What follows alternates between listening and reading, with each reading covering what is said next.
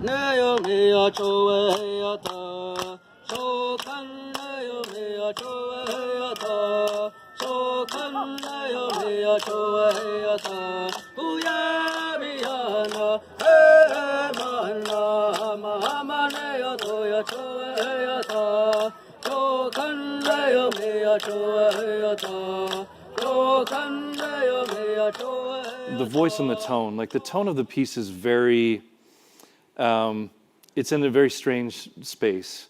It's not really in like the mode of like the, you know, like the traditional, like the ancient type story, but it also is not really in like the entirely contemporary, I guess, voice of realism either. It's in a sort of in between space, and you have that sort of that tone you're working with, but then there's also like actual just Northern California history in there, and I thought that was really interesting. And I'm just wondering like how you found the voice for the book, and how you went about like getting all of that to fit with that voice, because I thought that was unusual. You know, I wrote originally. You know, you get older, and I did Grand Avenue, Watermelon Nights, and a lot of the, as you were saying, socially real stuff, and which covers and explores a lot of our traumatic history, the history of colonization of our peoples here in California. And I did a lot of that. But as you get older, and having been a tribal leader for so long, you want something that's, you know, we know about that, and I want to do something a little different. One of the things I started doing for my tribe in our monthly newsletters is I thought, well, I'm going to write some of the stories from our traditional storytelling cycles that we used to tell stories in the winter. And so I wrote How a Mountain Was Made. And it's basically a storytelling cycle with the Crow sisters telling the stories. In the old days, folks, people would tell stories in the winter, and the storyteller would sit in the dark and imitate the voices of the various animals in the stories. And of course, that's great for the imagination, whether you're young or old, because you picture, it's like reading, it's the best of reading or watching. So I had heard a lot about that. So I thought, well, I'm going to start writing some of the stories that I remember having heard when I was younger in a cycle. And I had the Crow sisters there talking and telling the stories. So each month, and I gave myself a month to publish 16 of those stories. So they went in the newsletter, and the old people really said, oh my gosh, this is just like what we used to hear when we were kids, these stories. So that was sort of the genesis of that form. But then I thought, okay, well, those stories took place in an ancient time when the animals were still people. We have the inverse, you know, the Judeo-Christian thing is the hierarchy where you have man on top and woman under and all that sort of thing. Well, for us, the upshot of the stories are we were all people until one of them got greedy and bad and caused trouble, and the animals grew wings and legs and ran away, and the humans were left the dumbest, having to continue to reconnect and try to reconnect with what they fell out from and the lessons they forgot. So I thought, okay, well, I want to write something about what happened to us after we became human and left the mountain, and we forgot a lot of those old stories. So I created contemporary and, you know, well, historical. Some go back to the 19th century. The last story is set in the future. And so I thought, well, I'll create stories that are about real people who behave in ways that they need to learn something or remember those things that are so important for life to go on.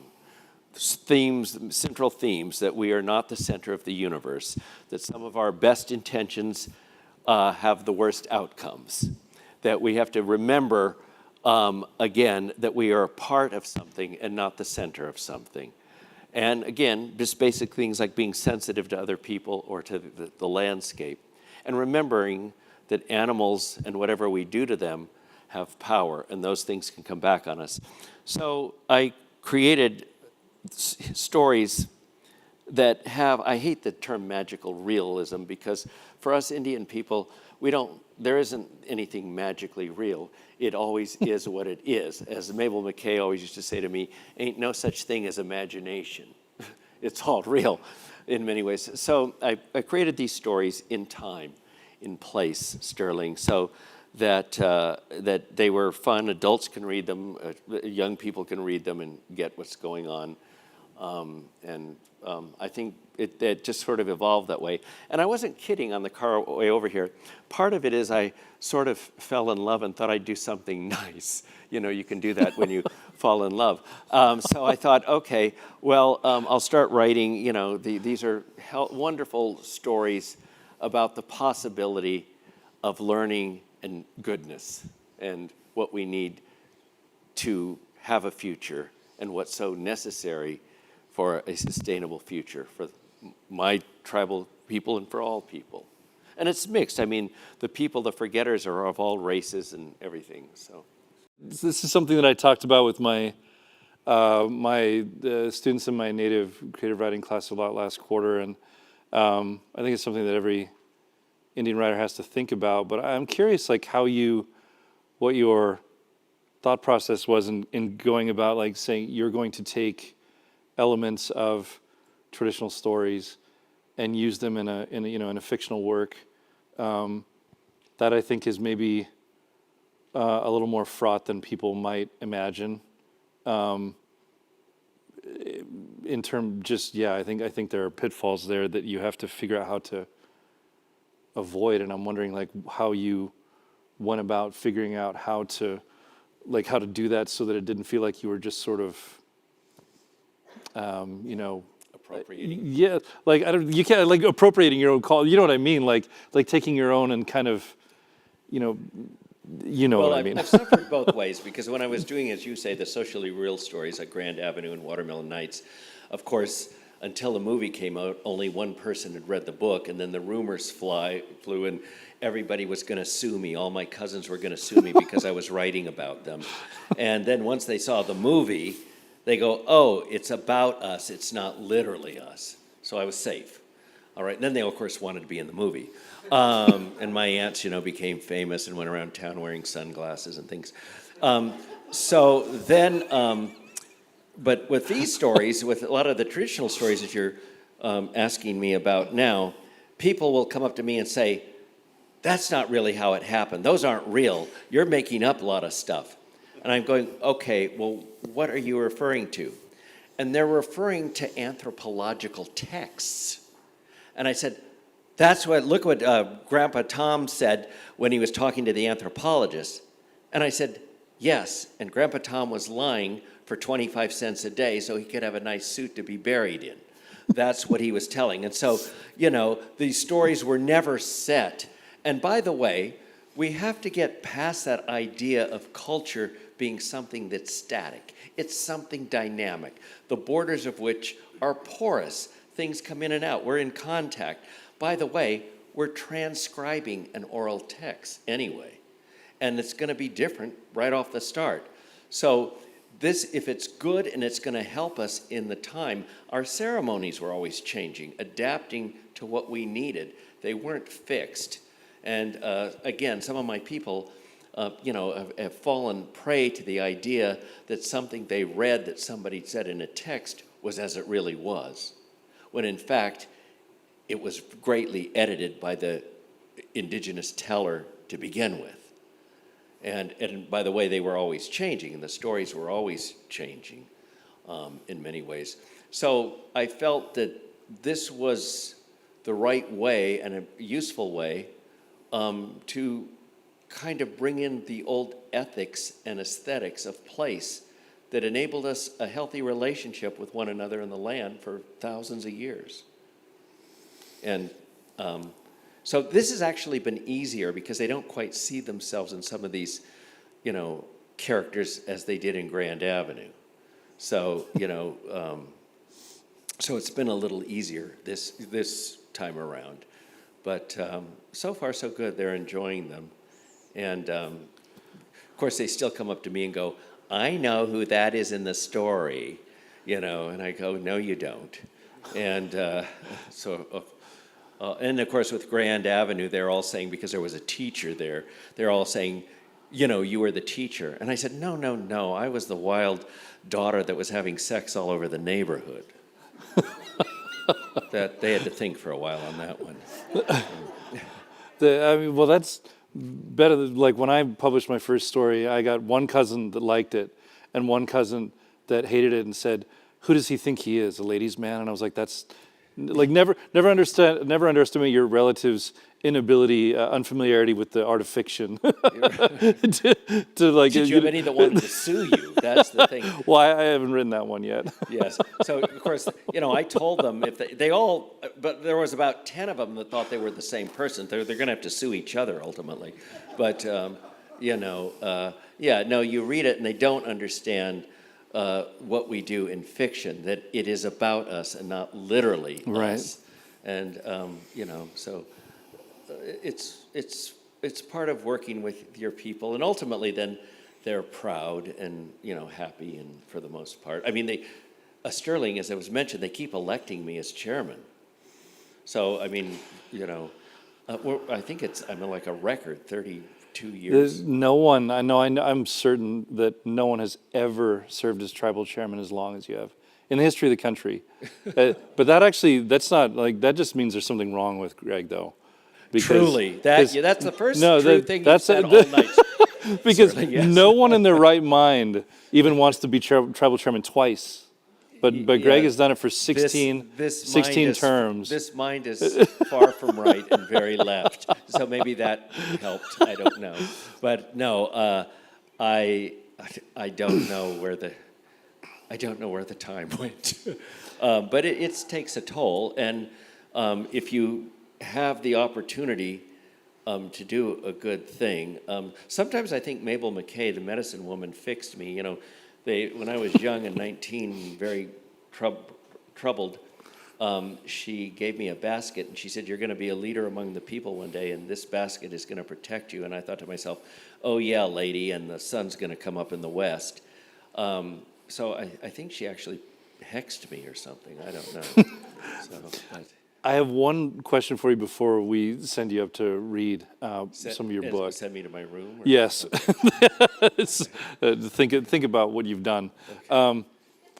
So I wanted to ask you about the endings of the stories. I found, the way that we're talking about these stories are actually much more complex than the way we're able to discuss them here. And I was actually really interested in the endings because the endings, I found the endings very unexpected, and I felt like almost every single ending. I think that every ending of every story in some way was a surprise to me, which is I think the moment when those stories really become like they really exit the world of traditional stories and become something entirely different. And I'm wondering, like, how, because every story I was like, I have no idea how we got to this ending, but this is the right ending. And so I'm wondering how you. It felt like endings in some way were on your mind, or you found like the right way to do these to finish these stories. And I'm curious, were you just finding the endings as you were, like, how were you thinking about it? I had an idea, but you know what I was trying to do? I was trying to play with the reader so that the reader, like the characters, thought they were smart and knew where this was going. And I was tricking them to the end so that they become like the character in the story. Oh, I didn't know all I thought I knew. And yet it was all there right in front of you. Mm-hmm. So thank you, because that's exactly what I was trying to do. Give the reader that experience of, wow, it was there all along and I didn't see it, I didn't get it. Just like many of the characters, the protagonists in the stories. So that was true. And I don't know about my influence. Recently I got a note from somebody that said these stories work kind of like Flannery O'Connor's. They're kind of strange, and then at the end there's this weird twist. Of course, I don't murder everybody the way she does, but at the end, she, like in A Good Man Is Hard to Find, the grandmother gets shot between the eyes, and the misfit says she would have been a good woman if there'd been someone to shoot her every day of her life. And actually, as weird and bizarre as that is, when you've read the story, it makes perfect sense. Yeah. But, you didn't think you were going to go there. And who would murder a nice grandmother who turns out to have not been so nice? But anyway, so that was sort of in my mind, Sterling. I didn't think so much of Flannery O'Connor, but I certainly liked her work, and I liked the element of surprise in a story. But I would often get to the end, and the ends just happen, and then others. The one that you liked about the sturgeon, that was hard. I went back and forth about how to land that one. And, the end, the landing only works. The story doesn't work if the ending doesn't work. So, that ending is beautiful. And I, of course, can't remember the title of the story, but I can't remember the title of anything. So that's not but I found the ending of that one in particular really moving. We're going to have you read for a few minutes now. So what I'm going to do is just read kind of the opening so you'll get a sense of who the Crow sisters, the storytellers are, and then I'll just read the short story, which is the first story, which is a shorter one. So let's see. Coyotes let's start with, and all of the stories take place in the course of a day as they're sitting on the fence. So we start with Good Morning. Coyote's twin granddaughters, Answer Woman and Question Woman, landed on a fence rail high atop Sonoma Mountain to chatter the day away and tell stories, as they have on so many days. Sonoma Mountain has always been a special place for Coast Miwok and Southern Pomo people. It is said that Coyote was sitting atop Sonoma Mountain when he decided to create the world and people, but that is just one story. There are many stories, as the mountain itself has so many things, rocks and animals, birds and grasses, fish, frogs, springs and creeks, trees, and each thing has a story. Some of the stories take place in a sacred time before this time, when the birds and animals were all people living on the mountain. But regardless of the time, the stories connect with one another, just as the animals and plants and all other things on Sonoma Mountain do. That is one of the many important lessons the stories teach, that since the beginning of time, all of life is one story, one family. The best way to hear the stories is to listen to Answer Woman and Question Woman. You can find them sitting up the mountain near the place folks call Gravity Hill. Some people will tell you they are a pair of crows. Others will say the twin sisters are human, claiming to have seen two identical-looking women with long dark hair leaning against the same fence rail, talking. In any event, this is their predicament. Answer Woman can tell all the stories, but she cannot think of them unless she is asked. Question Woman, on the other hand, cannot remember a single answer, not one story, and she must always ask her questions in order to hear the answer again. One day it was early, the sun a mere line of light above the mountain's peak. The sisters were already squawking, bickering, which wasn't unusual, although this was especially early in the day for it. I don't like the stories you've been telling, said Question Woman. Can't you even say good morning, quipped her sister. Okay, good morning. So what's the problem, Sister Question Woman? You're not telling creation stories, the stories from that time before this time when all the animals and birds were still people. Well, there are other stories that must be told, the forgetter stories. Part 1. The sisters sat a long while. Birds sang. The sky was clear. In the valley below the mountain, thick fog had rolled back to the ocean. Question Woman, looking about, was unhappy. You keep telling stories about the forgetters, she complained. They are the people who left this mountain long ago, and when they came back to this land, they'd forgotten all the important stories. They didn't even remember that they came from the mountain. But sister, nothing has changed, answered Answer Woman. How can you say that? The forgetters are foolish. They go about hurting one another. They hurt the animals and plants. They forgot that we are one family. They forgot that this world is our home. Even the Coast Miwok and Southern Pomo people who settled closest to this mountain after creation, even many of them have forgotten, which is why I tell stories about the forgetters, so we, all of us, remember. Those ancient people who lived at the time Coyote created Earth and the people they forgot, they too often acted foolish. That is what I mean by nothing has changed. We need stories to remember, just as the ancient ones did. The people today spread out in the towns and valleys, we are one family. These stories, like the old stories, mark the land so that we can know the stories and find ourselves. Just as an outcropping of rocks on the mountain reminds us of a story, so can a patch of clover alongside a freeway, or even an old house in Santa Rosa. We share the same sky, the same sun and moon. All right, you made your point. I guess I'd forgotten. It's your nature sister. Now don't make fun of me. The sisters were quiet then. The morning grew warm. A cool breeze blew from the ocean that could be seen in the distance. 2 clouds like doors appeared on the horizon. Didn't I ask you about those clouds? Question woman asked her sister. Yes, and I was reminded of a story. It's about a boy from Bodega Bay who opened the clouds. Will you listen now? Question woman, looking embarrassed, nodded. Okay, well then listen. A boy opens the clouds. This happened at Calcutki, which was a village near the ocean just north of Salmon Creek. Many people were living there after the white people came, and there weren't many places for Indians to live, only steep and barren hillsides or rocky plateaus above the sea, like Calcutki. Many of the people had come from the missions or from former nations and villages where it was warmer. They had gathered there sometime in the late 1860s when there was work for them on nearby ranches and farms. The cold, salty air caused them to shiver night and day. You can't build a fire big enough to keep us warm, they complained to the few native coastal villagers. But even these villagers suffered the cold at Calcutki, and they acknowledged how difficult it could be. Before the white people arrived, their villages were strategically located to protect them from the wind and cold fog. Now Calcutki, in the past no more than a summer camp, was the only plot of land a white man didn't want to own. Nothing would grow there, and the sea cliff was steep, making it difficult for the villagers to reach the only strip of beach where they were free to dig clams and pick seaweed. They worked long hours for the white man. How else could they live? What is this place, people asked themselves? Where are we? There was one small boy, maybe 5 or 6 years old, who, they say, had been a rascal in the cradle on his mother's back.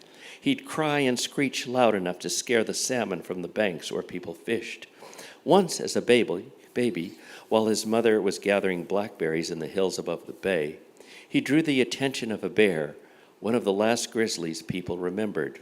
She'd hung his cradle on a branch not 5 feet from where she was filling her basket with ripe fruit, and he wailed so loud, it is said, his cries echoed in the hills. Some villagers speculated that the grizzly wasn't a bear at all, but a human, as the animal did nothing but stand on its hind feet and walk away just like that, standing upright. Those Indians from the missions argued that those old-time things didn't happen anymore. The people no longer turned themselves into bears. Whatever the case, the woman placed her cradle on her back and hurried off, leaving her basket of berries on the ground as an offering should the bear return. One day, when the boy was only 4, he said to his mother, "Why did you leave me hanging on a branch where a bear could have eaten me?" "I was right there where I could see you," she answered. "You cried so loud the bear heard you." Perplexed by the boy's unusual memory, his mother sought the advice of an old Indian doctor who provided no advice but to watch the boy, saying that he had eyes that could see things other people couldn't see, which is why, not a year later, when he began gazing at the ocean with unbroken focus, hardly ever moving or responding to anyone's words, they let him sit all day long, right there on the same rock. He didn't have to husk acorns or haul water, chores expected of other children. The villagers remembered what the old Indian doctor told his mother. He could see things. Some people said he was a lazy boy, spoiled, and that he saw nothing, that he'd only fooled his mothers and others to get out of work. On long, cold nights and on days when the damp coastal fog hid the hills and trees, when the villagers could hardly see a foot in front of them, they continued to speculate about the boy. One woman, a friend of the boy's mother, who'd been the mistress of a white fisherman from Bodega Bay, thought that the boy could see whales far out at sea, even through the dense fog. Another woman suggested he might be able to see when sea bass approach the waters where we fish on the beach that isn't owned by a rancher or the mill boss. The doubters from the missions agreed with the villagers who thought the boy was lazy, if not also clever, because he got his mother and others to believe he had a special power. After all, the boy, when asked what he saw, never answered. When people inquired of the old Indian doctor, he too would give no answer. He told them that he was not from this place, reminding them that he, like so many others, had been taken into a mission as a young boy, and now even further from his home in San Jose, he doubted in his great age he would have the chance to find his way back. Fog settled over the land, so thick people could no longer tell day from night.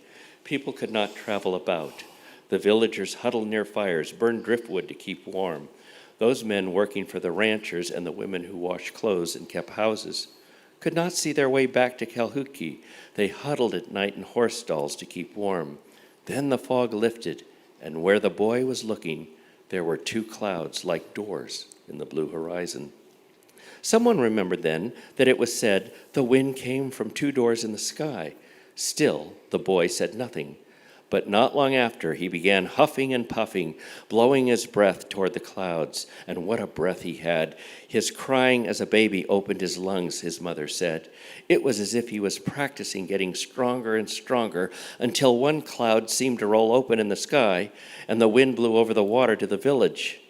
The cloud looked as if it was slightly ajar, and the wind blew to the south.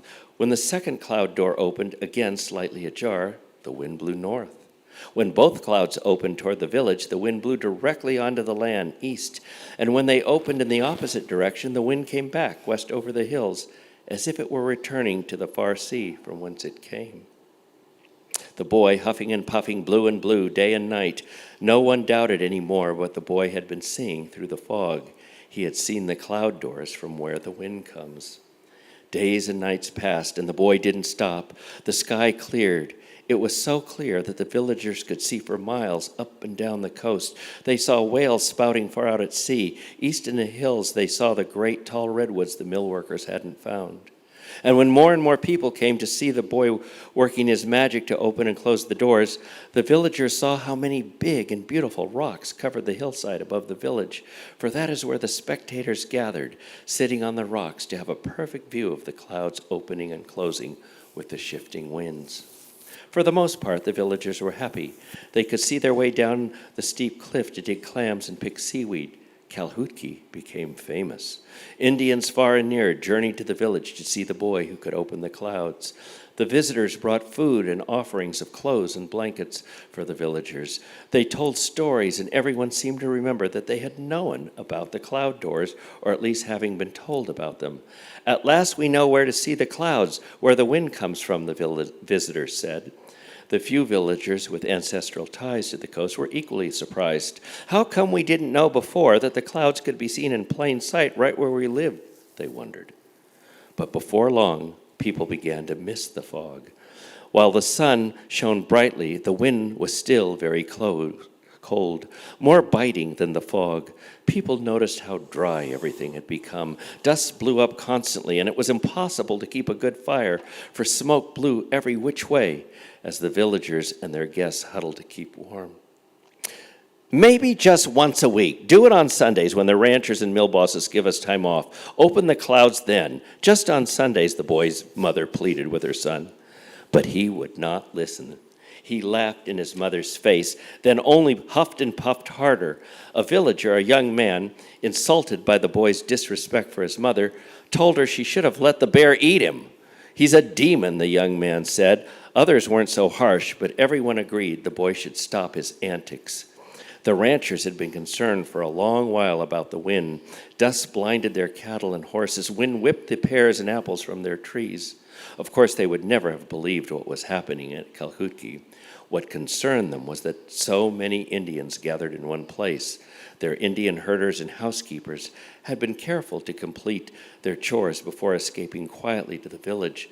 But now so many Indians gathered at Calhoun that the sky was bright at night with firelight.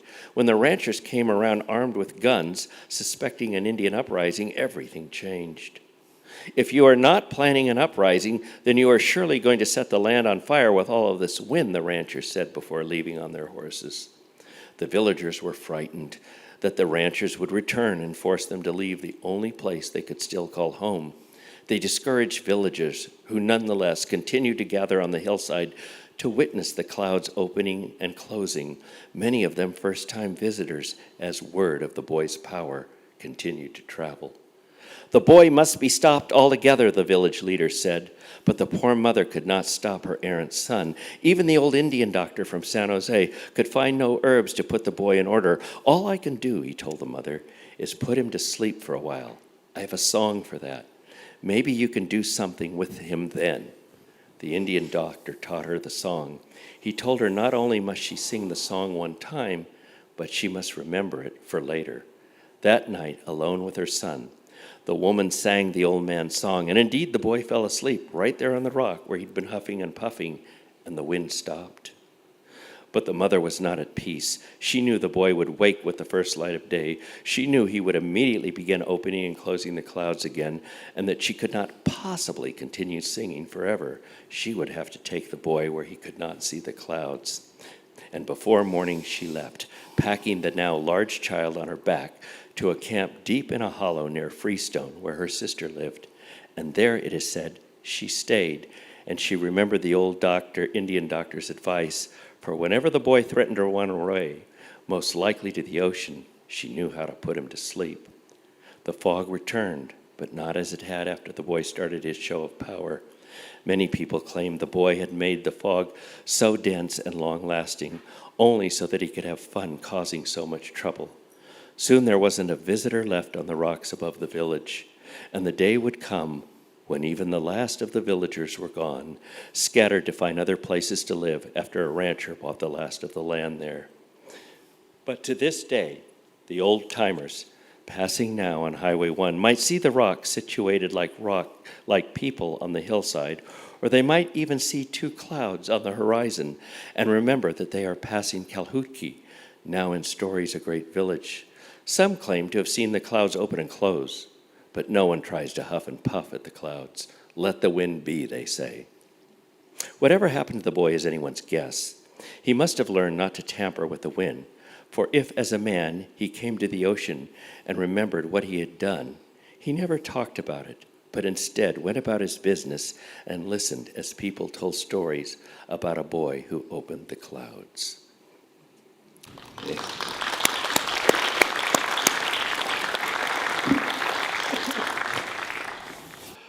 These are really strange stories to me, and to me that's a very high compliment. I really like there's something very strange about Flannery O'Connor's stories to me, and I felt like these are strange stories in ways that were totally unexpected to me. I don't know. I just wanted to say that because it was one of the dominant parts of my experience of going through the book. I want to go back to Grand Avenue. Because I have some questions for you about this. Grand Avenue, by the way, why is it not available on HBO?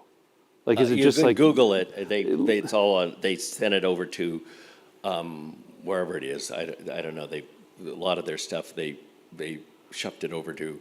You Google it and you can find it. I forget who the carrier is now. Oh, okay. Yeah. I was trying to find it. The only thing I could find was on YouTube, which is or YouTube. Oh, okay. Yeah. Anyway, YouTube. I'm sorry. I would recommend.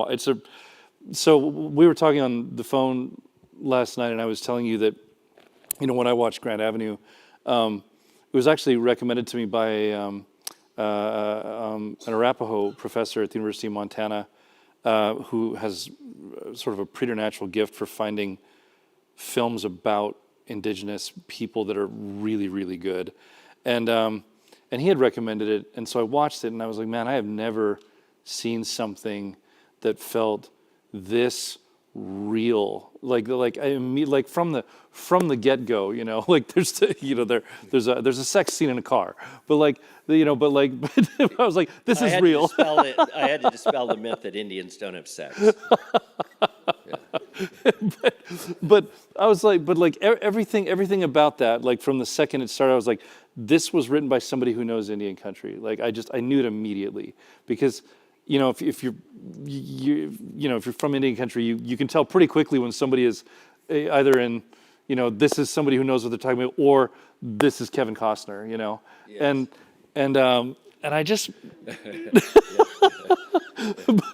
but the thing I wanted to ask you about that I've been thinking about since I watched it is there's the thing about that I liked is that it's so honest about its characters and the situations and their behavior and the internal dynamics but that's also the kind of writing that tends to do two things. It pisses people in the community off, which you already talked about a little bit, because they're like, well, and the common phrase in my experience is like, why are you making us look bad in front of white people? And why then, are you hanging all our laundry? Yeah, exactly. That. And the other one is, that's the Indian country that Hollywood doesn't know anything about. And so I was telling you earlier, the screenplay and the show that I produced and I put together that didn't get picked up, actually Grand Avenue is the only it's so weird because HBO is like, we don't know anything, we don't understand this. But I'm like, but you guys made anyway. But it was that kind of show. It was like that level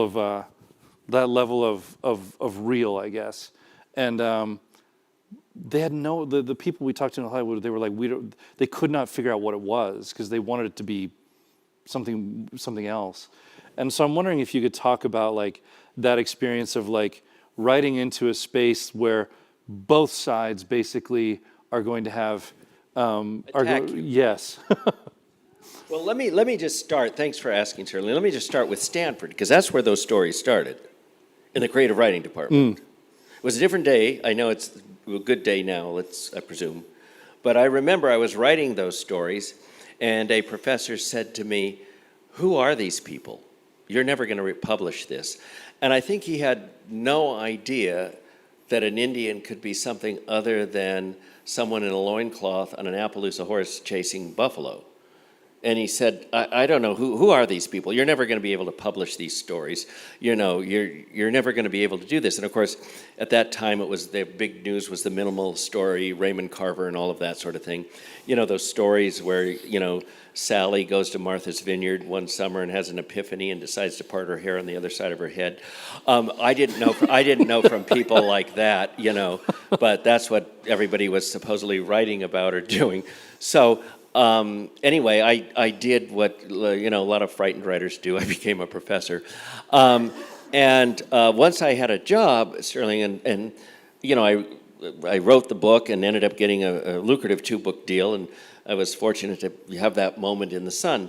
And of course, then Searchlight picked up one of the stories, and I adapted a screenplay for that. And then right when we were ready to go into production, Searchlight went financially bust. I mean, they've just come back. And as a consolation prize, I went to Sundance, and as the writer's lab there. And, everybody told me I was going to be the next Francis Ford Coppola and all this kind of stuff. And I was a great writer, and they got me a fancy agent in Hollywood. And I went around shopping this script. And everybody was saying to me, you write really well. Why don't you do something like this for Jodie Foster? And they were saying things like, this is really kind of too dark. I said, you mean skin color? What's. So finally it ended up at HBO. And HBO still to this day is kind of the premier house. I mean, everybody wants to go there. And so you never question if they sit on it for 7 years, or you don't say, hurry up and give me an answer. Even agents won't do that. As long as they haven't said no, people are hopeful at HBO. So about 3 or 4 months went by, and finally I called Robert Redford, and I said, Bob, if I'm going to be so famous and a great writer, I can't get this thing made. It's sitting in HBO. Why don't you say that you'll executive produce it and see what happens? He called, and remember in those days, if Clinton or the president called China, they'd put him on hold, but if Redford called, they'd put him through. So lo and behold, the next day, we had a contract at HBO. So Redford said he'd produce it, executive produce it. So, but then the other battle started about the reality. So, Hollywood's amazing. You never know it by watching most movies, but it's all about, they question you about motivation. What motivates these characters? And they didn't understand what motivated these characters. You have a woman who is alcoholic, has 3 kids by 3 different guys, in and out of a job, trying to keep her kids together, love her kids. She's a complicated character. And I was getting questions from the producers like, well, she has a daughter that's running around the neighborhood causing trouble and having sex. Why doesn't she take her to counseling?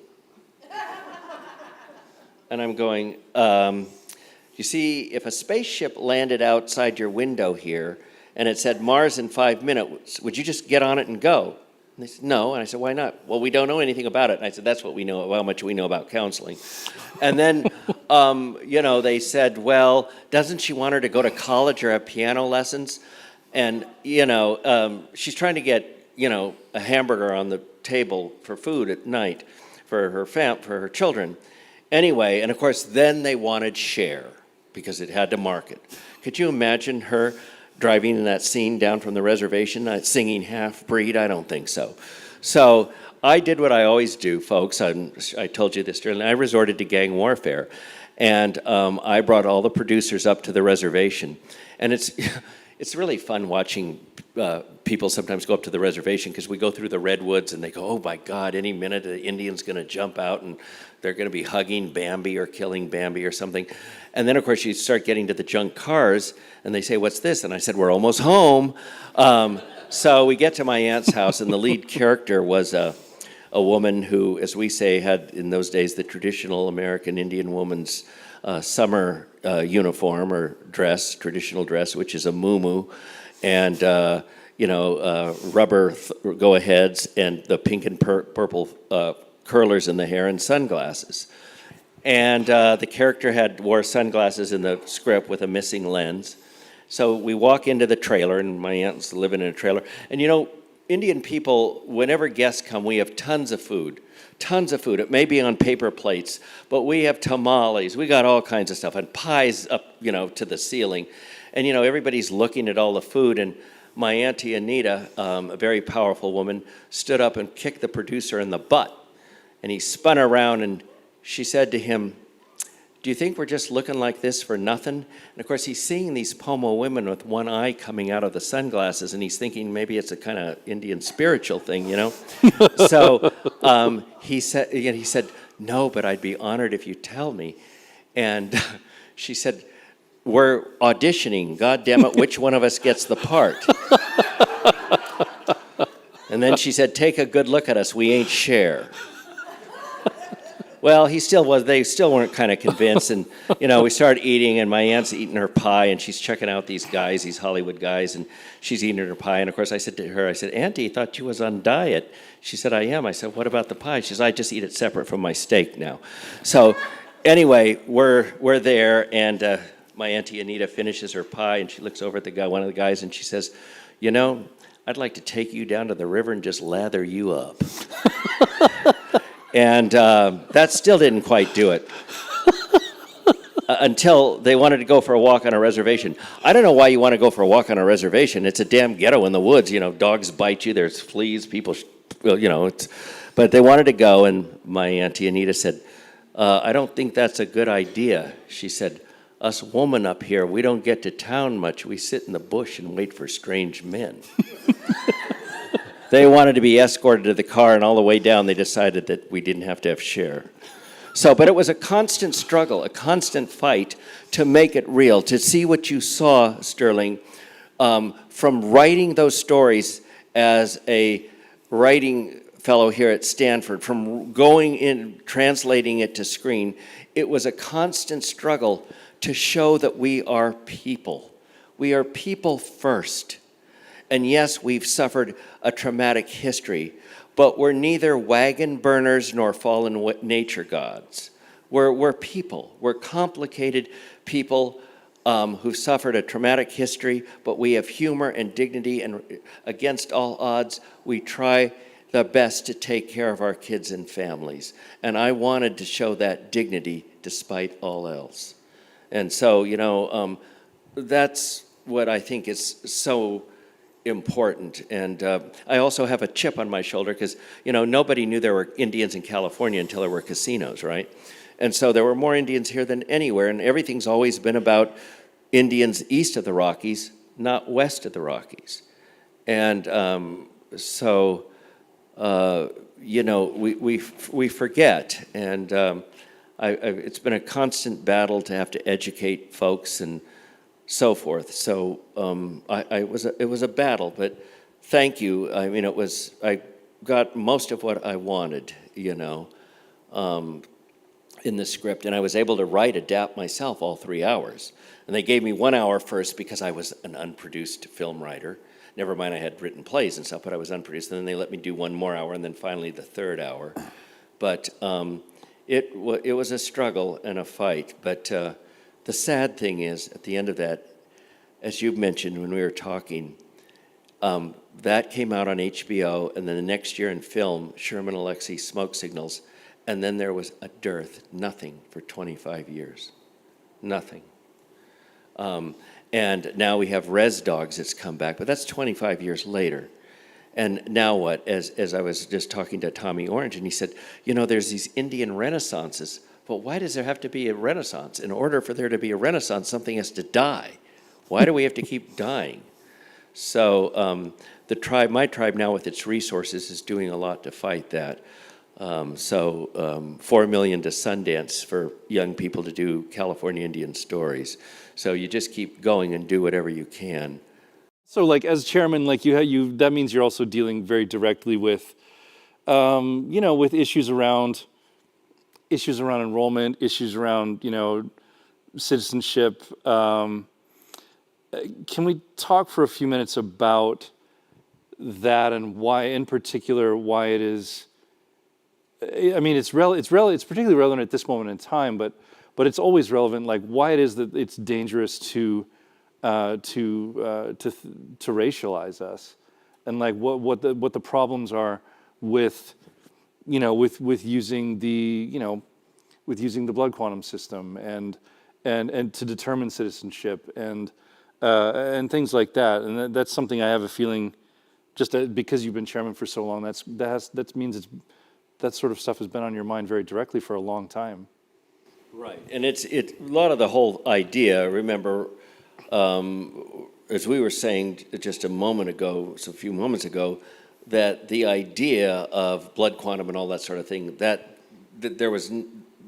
concept couldn't have even been understood in pre-contact times. Tribes couldn't have even thought that way. I mean, so a lot of that blood quantum thing came about, and of course and I'm jumping a lot of stuff in Sterling, came about with governments wanting to impose those rules on the tribes, on our tribal. They gave us sovereignty, but they told us how to be sovereign. And that is the tribes that were given sovereignty on small pieces out of the way land. But they wanted to impose a blood quantum, that you could only be on the reservation if you were 3/4 or half American Indian, which, when you think about it, folks, in time, that's a way to just erase the tribe, because you're going to lose everybody, right? But they were thinking, one of the reasons I think they were thinking that way is because, remember, when they gave us sovereignty as independent nations, we had treaties with them that they had to hold up. The only way they could get rid of those treaties, besides outright breaking them, and they broke many of them, as we say, our reservation roads are like government treaties full of holes. But we never thought that way, and they imposed that on us. Now, some tribes were smart and have since, many tribes, amended their constitutions so that it's not about blood quantum, but linear relationships. But we cannot, bottom line, cannot think about American Indians as a race. We cannot. And the reason is because we are sovereign nations with treaty relations with the government. So if we choose to enroll an oak tree or a German shepherd into our tribe, we have the right to do that. So the danger of racializing us is just what Trump's Stephen Miller was doing at the doorsteps of the Supreme Court before Trump went out, which was to go to the Supreme Court and say the Indian people having sovereignty and the ability to have casinos and make money is unconstitutional because they're getting special treatment in this country based on race. And that was just tested this last year with the Indian Child Welfare Act, from the case from Texas, where it went to the Supreme Court. It's the one thing they did right, where they were saying, the Indian Child Welfare Act In the early 70s, it came about. Until that time, 25% of American Indian children were being adopted out with no say from the tribe. So we came along, we got that act done, and we said, before you adopt out an Indian person, you have to consult with the leadership and the tribe from which that person comes from, that child comes from. So they want to undo that and say, why do we have to go through these hoops? They're getting that because it's special racial treatment. No, we're sovereign nations with treaties. So you have to be thinking about that. You no sooner can do that than go to France and take a child from there and decide what to do. We are sovereign nations with government-to-government relations with the federal government. And we have to understand it that way and not think of us in terms of racialized groups. Yes, we have cultures, we have family histories and genealogies, but we are ultimately sovereign nations with treaty agreements with the federal government. We will decide who is in the tribe, how it will be, whether or not we want blood quantum, any of those things. So it has to really think there. There's real danger, so many, Indian people themselves, we start playing these games, disenrolling or saying this one doesn't have enough Indian blood, and of course, all of that sort of stuff. And of course, it really got heightened with casinos because there's money. And the fewer tribes, more per cap. I just say to my own people, to Indian people that are disenrolling people for greed and stuff, and I can say this, you ain't Indians. You're white trash with brown skin. Do not do that to your own people. We come from a time, and you'll remember this from your res, we might only have 10 beans in the pot, but if there were 20 people at the dinner table, we would find a way to share all those beans so all people could eat. We need to keep thinking that way. And whatever tribe you come from or whatever resources you have, you need to share and take care of others. That's the bottom line.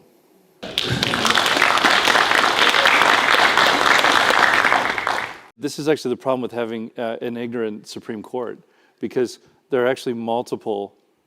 There have been numerous cases already, that have already proved again and again that Indian identity it's a political identity and not a racial identity. But when you don't have any when none of your justices know that, because none of them know anything about Indian law, then you actually can bring things like that to the Supreme Court, and you may have a chance of getting that sort of thing to go through. But anyway, I'll stop there. Well, and then I hate to be cynical, but given our history, I must be. So when you think of Killers of the Flower Moon, every time we've gotten something or we're taking care of ourselves, they want to find a way to get that. That's right. And some of us, not all of us, but some of us have been successful in our various businesses. Certainly your tribe in some ways, and my tribe in some ways. And you take away sovereignty, and it allows everybody else to come in and get it. It's incredible. Theft. It's the latest way. Yeah. I'll stop here, but there's a whole, if you can get the right Native Studies prof in the right Native Studies class, they will walk you through all of the congressional statutes from the late 1800s, where there basically is just one statute after another, and every single one of them is just limiting tribes' ability to use their own resources, because white people on the edge of the reservation were pissed off that the tribal people were actually making a good go of logging or whatever it might be, oil, and so then you just have these laws, passed one after the other during that period, that eventually gets to the point where tribes, as an example, it's the craziest example that I remember learning, that tribes could not actually use their own timber unless it had fallen naturally and been burned. And so tribes just started lighting their own forest reserves on fire, because they were like, this is the only way we're legally allowed to use our own timber reserve. Anyway, I'll stop there. I think we're going to open this up for a Q&A. Yes, I think I can hear you, and I'll repeat the question, but there's a mic there. So, which of my works do I derive the most satisfaction from?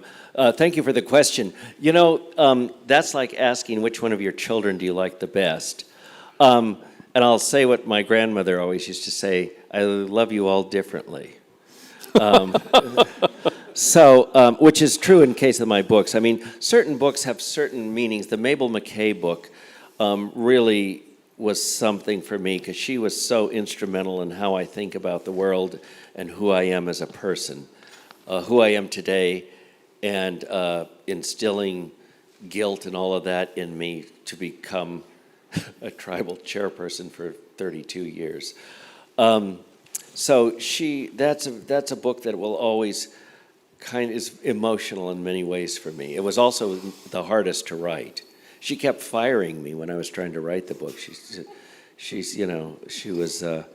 I said, Mabel, there has to be a theme. She goes, I don't know about no theme. And I said, well, you have to tie up the story. She said, why would somebody want to do that? Tie up the stories. It was rough, but yes. So please bear with me. Can you please clarify about the blood ratio? Does that concept still apply, or it does not? In some tribes it may, but in mine it certainly doesn't. Most tribes here in California, it does not. And let me just give you a little bit of history about how dangerous that is here in California. We're descendants of Coast Miwok people from Marin County and Southern Pomo people from Southern Sonoma County.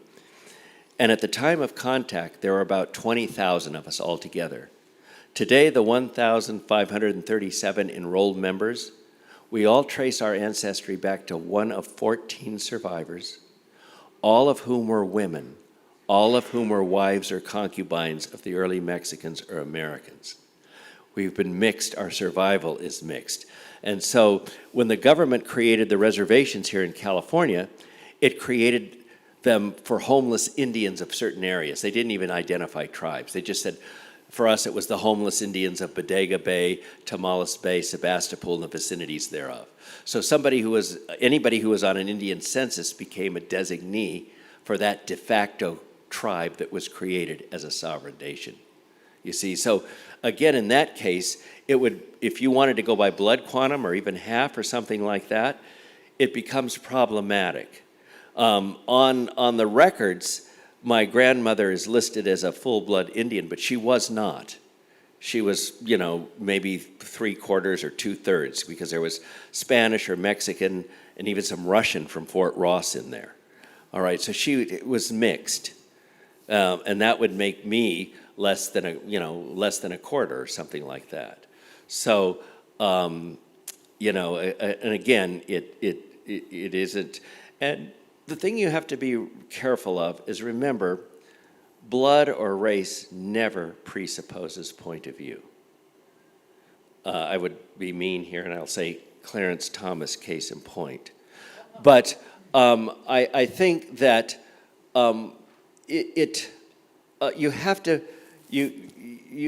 understand those women, despite having children who are all mixed blood, right? They kept the language and the culture alive, that it got continued passed down to us so that we speak the language today.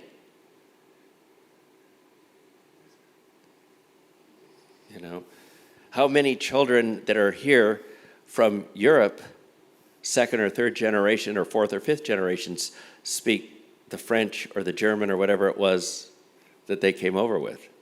We kept it, despite all of this. And those women, every time I get tired, I think about what those incredible women went through so that I could be here. The humiliation, the rape, the compromise.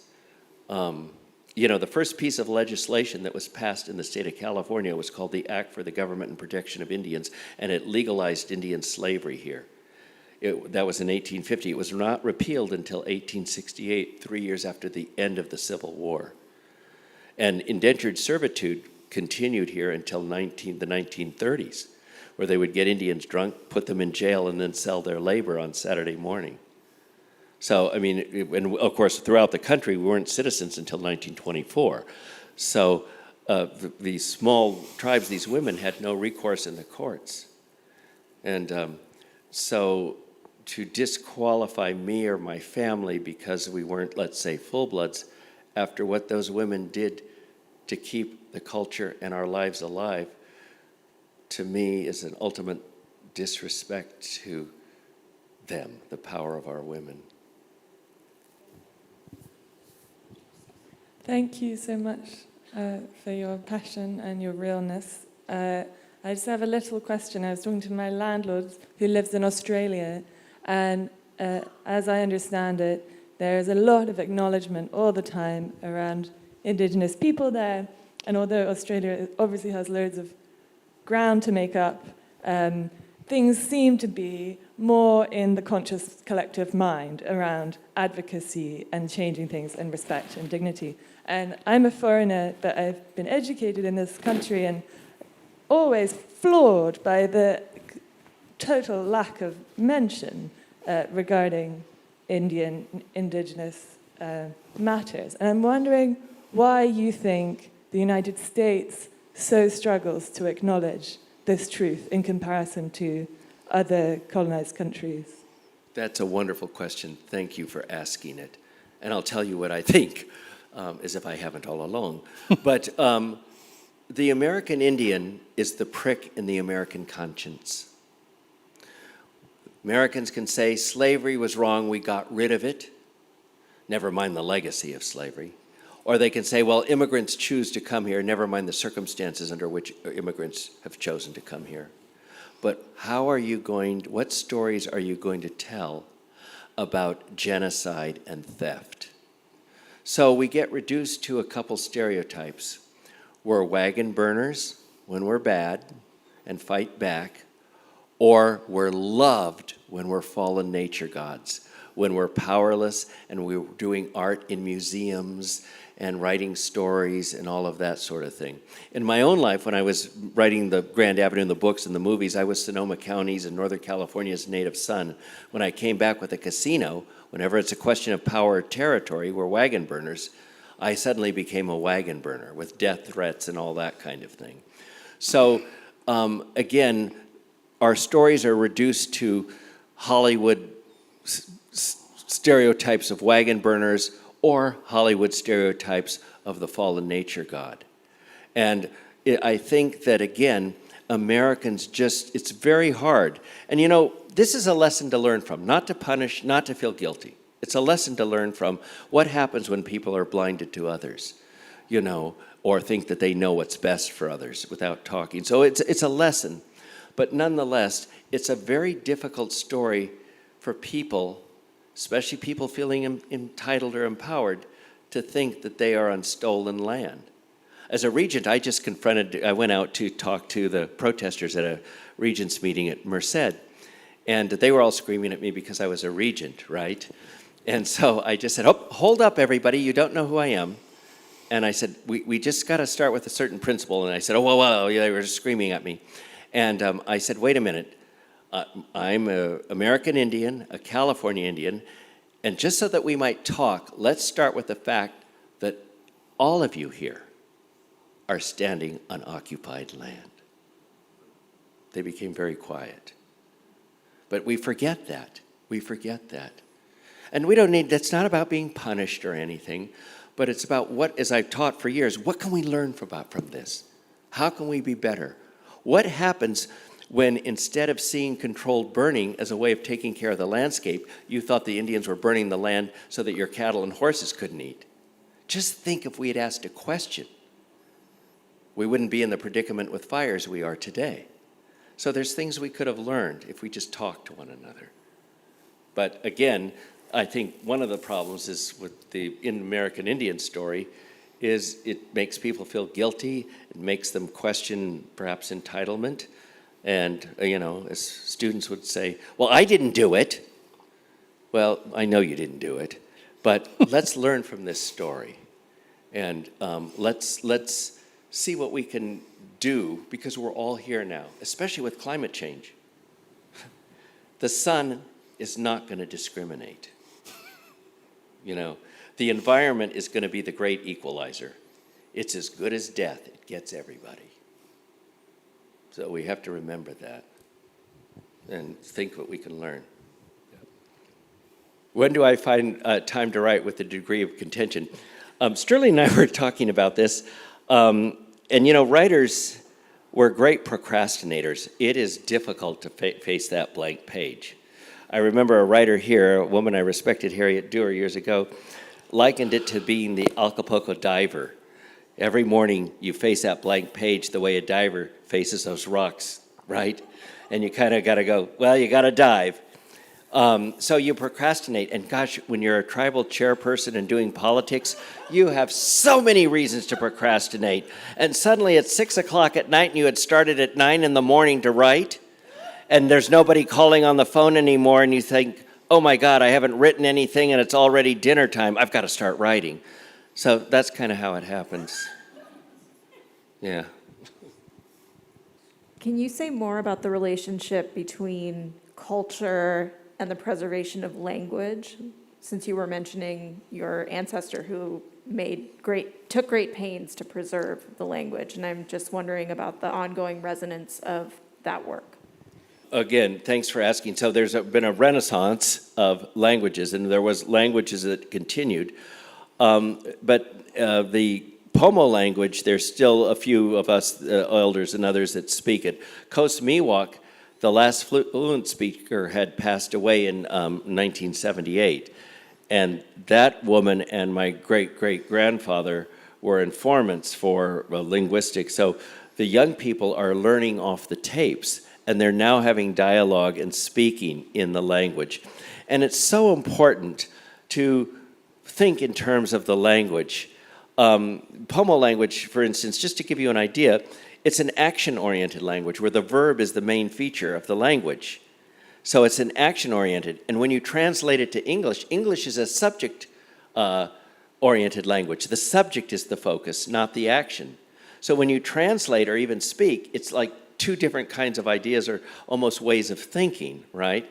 And so learning the indigenous language is like, again, placing yourself back to some extent in a different way of thinking. And I never want to say that just because topical features of a language, make you think in a certain way, but it does get you familiar with the difference and appreciate structurally how different the language is, for instance. And as I like to say to my young people, speak the language. The trees and the animals really want to hear it, because Spanish and English, they're still trying to figure that out. It's pretty recent. So I think the animals love that. Greg. Yes. I listened to you and Obi with your Place podcast, and you said something about the combination of dream and science. And I'd love for you to speak to that a little bit, because that was very, very powerful. I think that going forward, I think that the answer isn't just science. Remember, science, anybody can learn what kind of soil and what kind of thing to do to plant something, or what you have to do to maintain the trees.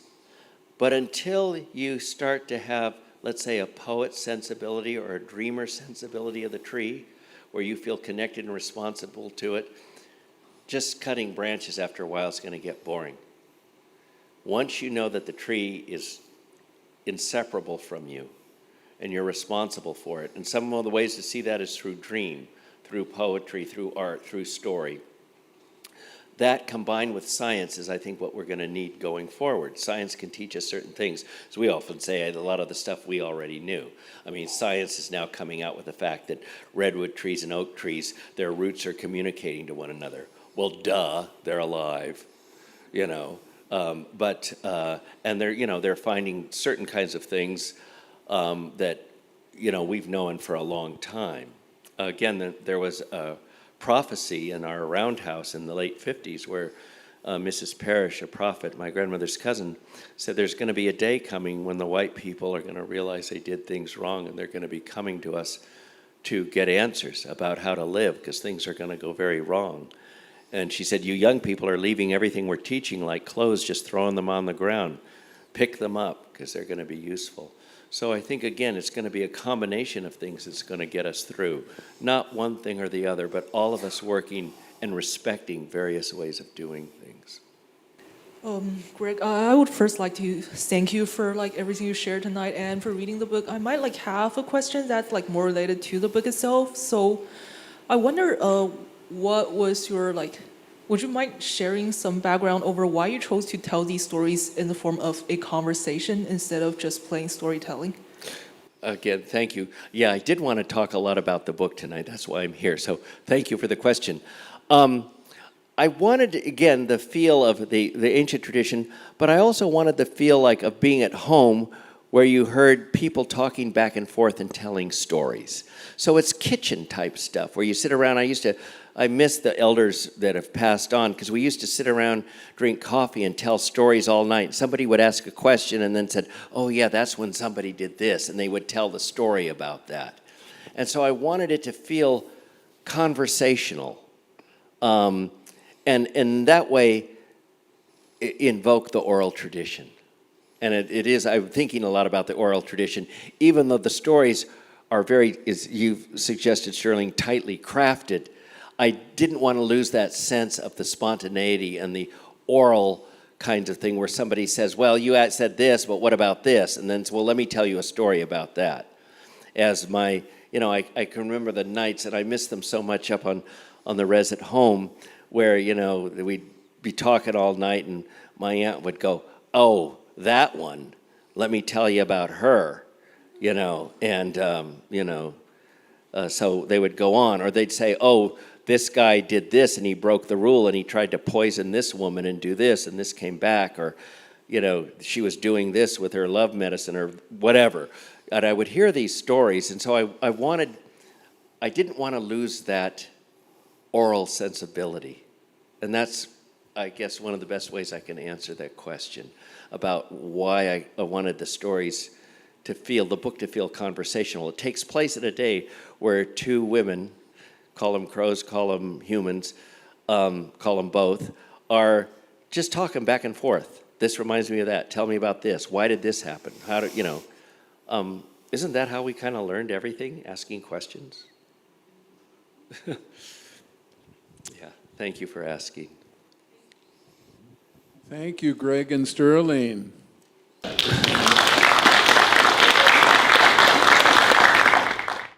Thank you, everyone, for coming out. Thank you for reading.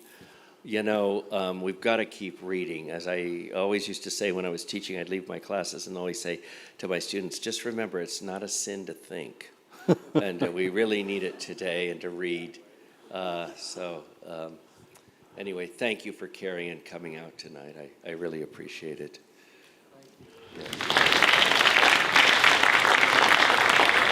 Yo